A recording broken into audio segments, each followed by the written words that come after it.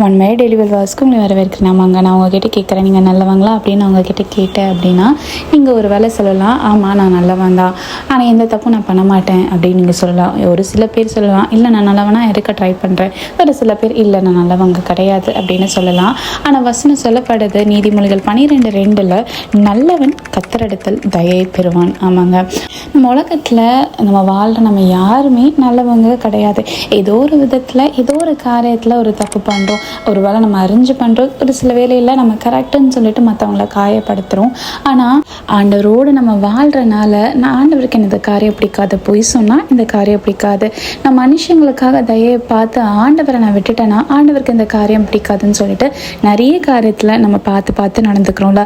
உண்மையாக ஒரு சின்ன காரியம் இருந்தாலும் நான் ஆண்டவருக்காக உண்மையாக இருந்துக்கிறேனே, பரவாயில்ல நான் ட்ரை பண்ணுறேன் அப்படின்னு சொல்லிட்டு ஒரு ஹார்ட் உங்களுக்கு இருக்குல்ல, ட்ரை பண்ணுறேன்னு, அந்த ஒரு இருதயத்தை ஆண்டவர் பார்க்கின்ற ஒரு தேவனாக இருக்கார்.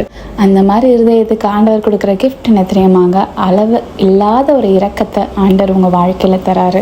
அதனால் உங்கள் வாழ்க்கையில் இப்போ எப்படி ஆண்டவருக்கு ஒவ்வொரு காரியத்திலும், அதாவது சின்ன சின்ன காரியத்திலையும் உண்மையாக இருக்கீங்களோ, அதே போல் உங்கள் வாழ்க்கை முழுசும் நீங்கள் இருக்கும் போது இரக்கத்தை பெற்றுக்கொள்வீங்க. நீங்கள் ஆசிரியப்படுறது உங்களை ஆசிரியப்பாகாமே.